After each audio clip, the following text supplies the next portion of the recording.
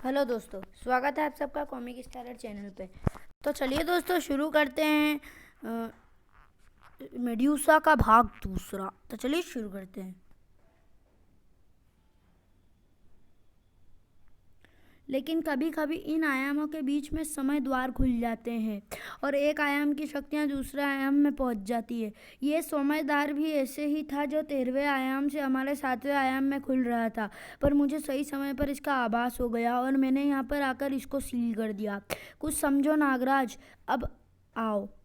कुछ समझे नागराज, अब आओ। कुछ समझा और कुछ नहीं समझा, पर इतना तो बता दो कि तुमको इस घटना का आभास कैसे हुआ और उस 13वें आयाम में कौन सी ऐसी खतरनाक चीज, ऐसी खतरनाक शक्ति है जो मानवों का विनाश कर सकती है।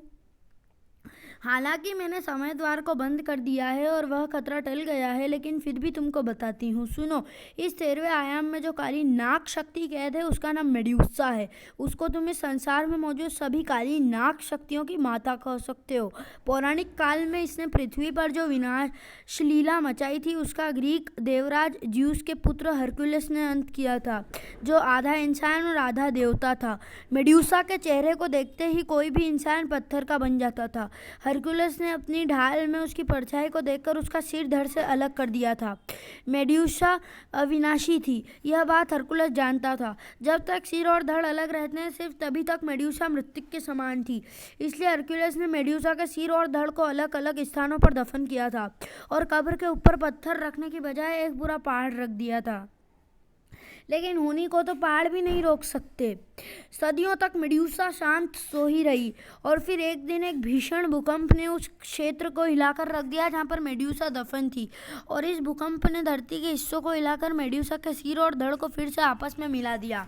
मेड्यूसा एक बार फिर जी उठी और इस बार उसको रोकने के लिए हरक्यूलिस नहीं था।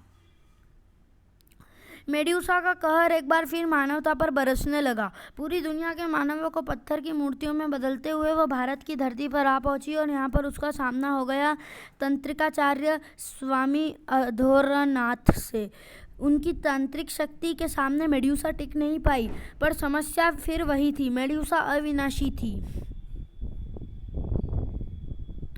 तब उन्होंने एक अद्भुत कार्य किया। उन्होंने मेड्यूसा के चेतन स्वरूप को उसके शरीर से अलग कर दिया और उसको 13वें आयाम में भेजकर कैद कर दिया और समय द्वार को सील कर दिया। तुम्हारे दुश्मन ने जिस रत्न को तुम्हारे पेट में तोड़ा था वह उस समय द्वार पर लगी सील थी। उस सील को तोड़ने से समय द्वार भी खुल गया था और मेड्यूसा की काली शक्तियां तुमको अंदर खींचने लगी थी। कहानी तो रोमांचक है, पर इस कहानी से तुम्हारा क्या संबंध है? मैं उन्हीं तांत्रिक स्वामी अधोरनाथ की वंशज हूँ। मेड्यूसा पर एक नज़र रखने का कार्य हम पुश्त दर पुश्त देखते आ रहे हैं। बस यह मुझको नहीं पता है कि वह सील बीच के समय में कहाँ पर खो गई थी। वह रत्न यानी सील मेरे वंश के राज खजाने में पहुंच गई थी और वहीं से यह शख्स धूम्रधर उसको चुरा लाया था। बस यह मत पूछना कि यह धूम्रधर कौन था, क्योंकि मुझको यह नहीं पता। नहीं पूछूंगी। धूम्रधर अभी तक जिंदा था। मुझको बचाने के लिए शुक्रिया काली शक्ति। नागराज ने तो मुझे लगभग गला ही डाला था।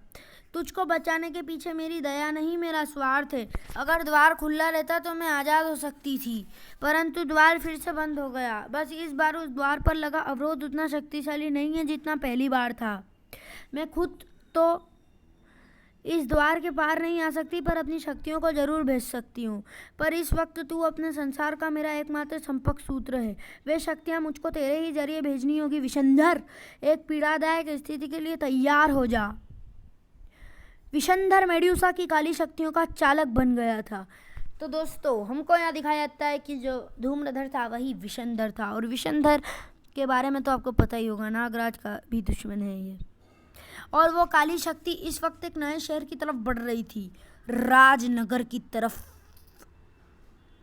राजनगर का नेशनल म्यूजियम कमाल है। लोग कबाड़ी के धंधे को नीची नज़र से देखते हैं और खुद सदियों पुराने कबाड़ को देखने के लिए टिकट लेकर आते हैं। उससे भी ज़्यादा आश्चर्य की बात है, इन कबाड़ों की कीमत अरबों में है और इसी की सुरक्षा के लिए हम जैसे गार्डों को मोटी तनख्वाहें भी दी जाती है और साथ में सालों साल की बोरियत भी। कौन है वहाँ? खट! आवाज़ इसी मम्मी एनक्लोजर से आई है, पर यहाँ तो कोई भी नहीं है। अरे कोई भूत वूत ही मिल जाता तो थोड़ी बातें करके टाइम तो पास होता, लेकिन अपनी ऐसी तकदीर कहाँ। मैं यहाँ पर बस ये देखने आई थी मेड्यूसा की 10,000 साल पुराना तेरा सूखा शरीर अभी तक सलामत है या नहीं। शायद तेरे पापों की यही सजा है, अनंत काल तक 13वें आयाम में भटकते रहना। न तू मरेगी, न तेरा शरीर गलेगा, और न तू अनंत काल तक दुख भोगती रहेगी।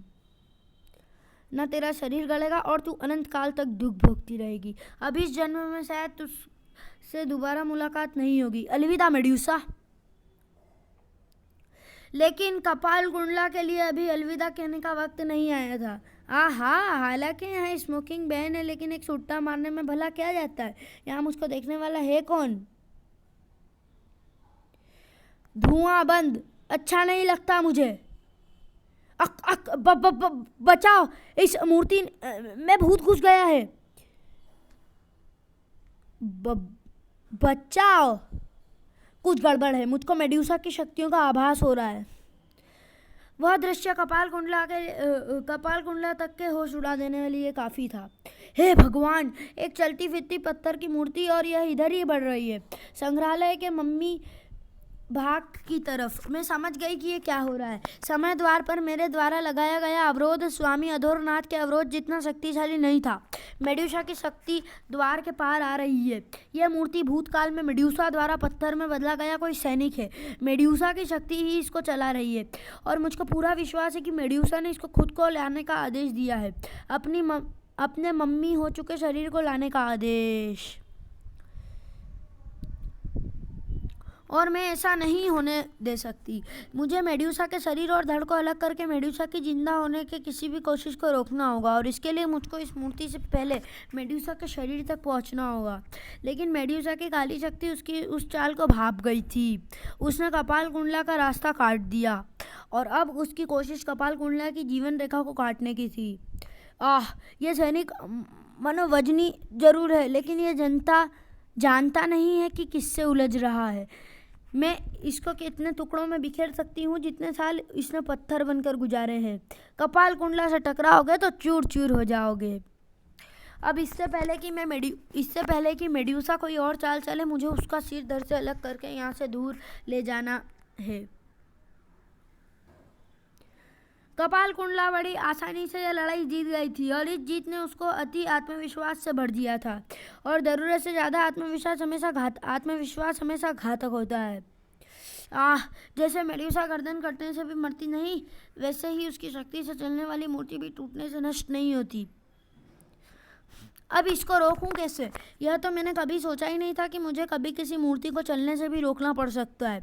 इसलिए मैंने कभी ऐसे तंत्र को सीखने का प्रयास ही नहीं किया। मैं इसको सिर्फ तांत्रिक वारों से तोड़ सकती हूँ, और उससे कोई फ़ायदा नहीं होने वाला, क्योंकि मैं तोड़ने जाऊँगी और ये जुड़ता जाएगा। अगर मैं पल भर के लिए भी इससे पीछा छुड़ा पाती तो मेड्यूसा के मम्मी शरीर को यहाँ से लेकर भाग खड़ी होती। ये पत्थर की मूर्ति बहुत धीरे चलती है, ये मेरा पीछा नहीं कर पाएगी। डंग डंग डंग डंग। किस्मत कपाल कुंडला के साथ थी, नाक, क्योंकि मूर्ति के वार ने अलार्म को बजा दिया था, और म्यूजियम के सिक्योरिटी गार्डों की टीम ने वहां तक पहुंचने में जरा भी समय नहीं लगाया था। ये असंभव है, ये तो प्राचीन काल के योद्धा की मूर्ति है, पर यह चल कैसे रही है? ये तो जादू है, या इस मूर्ति में भूत घुस गया है। डराओ मत यार, ये बताओ भागना है या लड़ना है? नौकरी बचानी है तो लड़ना ही पड़ेगा, भूख से मरे या इसके हाथों से, बात तो बराबर ही है। तो फिर डालो बंदूक में बड़ी वाली गोलियां और तोड़ डालो इस मूर्ति को। Shoot at will. गार्डों ने मूर्ति का ध्यान खींच लिया था, और कपाल कुंडला को वह मौका मिल गया था जिसकी उसको तलाश थी। यहाँ पर एक पल भी रुकना खतरनाक होगा। अगर गार्डों ने मुझको देख लिया तो वे मुझे भी मूर्ति के साथी समझेंगे। मेड्यूसा के शरीर को पहले यहाँ से दूर ले जाना होगा, ताकि मैं आराम से तंत्रिक क्रियाओं के द्वारा मेड्यूसा के सिर और धड़ को अलग करके उनको दुनिया के 2 अलग अलग हिस्सों में दफना दूँ, ताकि मेड्यूसा फिर कभी ना उठ सके। अब यहाँ पर मैं आराम से इसके सिर और धड़ को अलग कर सकती हूँ, और दोनों हिस्सों को अलग अलग दफन कर सकती हूँ, और मेड्यूसा की गुलाम पत्थर की वह मूर्ति समय रहते मेरा रास्ता रोकने के लिए नहीं आ सकती। कपाल कुंडला का ख्याल सही था, मूर्ति उसको रोकने के लिए नहीं आ सकती, लेकिन उसको रोकने वाले और भी थे। ये सांड कहाँ से आ गया, और इसने मुझको टक्कर क्यों मारी? मैंने तो लाल कपड़े भी नहीं पहने हुए। इसको ऐसा करने के लिए मैंने कहा था, क्योंकि आमतौर पर महिलाओं पर हाथ नहीं उठाते हैं। लोग मुझको सुपर कमांडो ध्रुव कहते हैं। पर सवाल यह है कि 10,000 साल पुरानी बेशकीमती मम्मी के टुकड़े करके तुम आखिर चाहती क्या हो? तुम जानवरों से बात कर सकते हो? कौन हो तुम? कौन हो तुम? सबकी भलाई या अपनी भलाई? तुम जरूर इस मम्मी के सारे कोई तांत्रिक शक्ति पाना चाहती हो।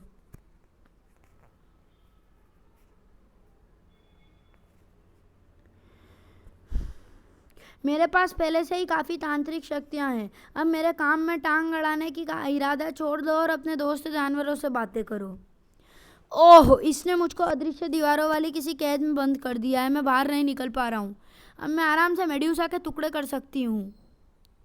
अरे, मेड्यूसा कहाँ गई? ओह, इसको पक्षी उठाकर ले जा रहे हैं। मेड्यूसा की सदियों से सूख रही मम्मी अवश्य काफ़ी हल्की हो गई होगी। यानी ये लड़का पक्षियों से भी बात कर सकता है। पर ये पक्षी मुझसे दूर नहीं भाग सकते,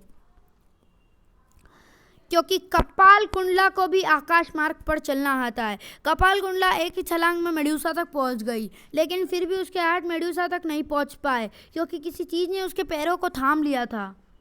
और यह चीज़ स्टार लाइन थी। तुम मेरी तांत्रिक कैद से बाहर आ गए, पर कैसे? मेरी कैद से तो आज तक कोई भी आज़ाद नहीं हो पाया है। मैं भी नहीं हो पाता। अगर मेरे साथ साथ तुमने एक मेन होल को भी कैद न कर दिया होता। मैं मेन होल के रास्ते से आराम से बाहर आ गया, और अब मैं खुद इस मम्मी को म्यूजियम तक पहुंचाने जा रहा हूँ। ये मेड्यूसा को वापस संग्रहालय की तरफ ले जा रहा है, और वहाँ पर मेड्यूसा की गुलाम मूर्ति उसका इंतजार कर रही होगी। मुझे इसको यहीं पर रोककर मेड्यूसा के शरीर को हासिल करना ही होगा। स्टार लाइन एक मामूली से तांत्रिक वार से ही टूट गई और कपाल कुंडला आज़ाद हो गई। बस अब तुम और आगे नहीं जा पाओगे। तुम्हारी मामूली वार मेरे लिए मच्छर के डंक से ज़्यादा और कुछ नहीं है, जो खून की एक बूंद को खींचने से सारी रात लगा देते हैं। पर मेरा वार तुम्हारा सारा खून कुछ पलों में सुखाकर तुझको खुद एक मम्मी बना देगा। ओम वीम कालिम चामुंडाय नोम नमः। और एक मम्मी दूसरी मम्मी को थाम नहीं सकती। लाओ इसको, मुझे दे दो।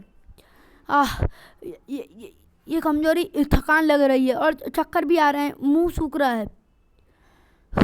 मुझको जान लेने का शौक नहीं है, लेकिन इसके अलावा मेरे पास और कोई रास्ता भी नहीं है। तुम्हारी जान से ज़्यादा कीमती मेरा वह समय है जो तुम बर्बाद कर रहे हो। तांत्रिक शक्तियों का मेरे पास कोई जवाब नहीं है, क्योंकि ये शक्तियाँ विज्ञान के नियमों को नहीं मानती। उनको नियंत्रित करता है इंसान का दिमाग। एक काम मैं अभी भी कर सकता हूँ, बस उसके लिए मुझको जरा सी शक्ति इकट्ठी करनी होगी। ध्रुव ने अपनी मम्मी होते शरीर की बची कुची शक्ति को इकट्ठा किया और कपाल कुंडला के पैरों से एक बार फिर स्टार लाइन जा लिपटी। दूर हट मुझसे, मैं एक साथ दो मम्मियाँ नहीं उठा सकती। लेकिन इससे पहले कि कपाल कुंडला अपने हाथों को खाली करके स्टार लाइन को तोड़ पाती, ध्रुव का सूखता शरीर अपनी आखिरी कलाबाजी खा चुका था। स्टार लाइन का दूसरा हिस्सा हाई टेंशन के बिल से लिपट चुका था और उसमें से होकर दौड़ती हुई बिजली कपाल कुंडला के शरीर तक पहुंच गई थी। ये झटके, मेरा ध्यान भंग हो रहा है। मैं मेड्यूसा को थाम नहीं पा रही हूँ। मैं ठीक हो रहा हूँ। तंत्र को कंट्रोल करने वाले दिमाग के अनियंत्रित होते ही तंत्र की शक्ति भी खत्म हो रही है। हवा में लटके होने के कारण ये हाई वोल्टेज इस तांत्रिक को मारेगी तो नहीं, पर बेहोश जरूर कर देगी, और तब तक मैं मम्मी को म्यूजियम में सुरक्षित रखकर वापस आ सकता हूँ। और तब मैं इस तांत्रिक का से जानने की कोशिश करूँगा कि आखिर ये इस मम्मी के जरिए क्या करना चाहती है। वह रहा म्यूजियम, लेकिन यहाँ पर अभी भी भगदड़ क्यों मची हुई है? शायद ये खोई हुई मम्मी को ढूंढ रहे हैं। मैं अभी इनकी चिंता दूर कर देता हूँ। चिंताएं दूर होने वाली नहीं थी, बल्कि बढ़ने वाली थी, क्योंकि ध्रुव अनजाने में मेड्यूसा को म्यूजियम के पास ले आया था, और ऐसा करके उसने पूरी दुनिया के साथ साथ अपनी जान को भी खतरे में डाल दिया था, क्योंकि मेड्यूसा की मम्मी फिलहाल उसके पास थी और सैन्य मूर्ति को सिर्फ उसी की तलाश थी। What is this? एक मूर्ति चल रही है, यानी भगदड़ इसी के कारण मची थी, मम्मी के कारण नहीं। ओह, अब मैं समझा, वह तंत्रिका जिसको मैं उल्टा लटका कर आया हूँ, जरूर उसी ने अपनी तंत्र शक्तियों से इस मूर्ति को चलाया होगा और भगदड़ का फायदा उठाकर मम्मी को ले उड़ी होगी। पर अब वह बेहोश है और इस मूर्ति को विनाश करने से सिर्फ वही रोक सकता है, परंतु फिलहाल ये काम मुझको ही करना पड़ेगा। लेकिन उससे पहले मुझे इस मम्मी को सुरक्षित स्थान पर पहुंचाना होगा ताकि ये इसके हाथों में न पड़ सके, और वह जगह यहाँ से दूर होनी चाहिए। ध्रुव के स्थान पर उस मूर्ति का रास्ता रोकने के लिए भारी हथियारों से लैस एक्शन फोर्स घटनास्थल पर आ चुकी थी, पर यह सवाल बरकरार था कि वे सफल हो पाएंगे या नहीं। हमारे भारी हथियार भी इसको बढ़ते कदमों को रोक नहीं पा रहे हैं। अब हम क्या कर रहे हैं? टैंक लाएं, उससे भी जोरदार चीज।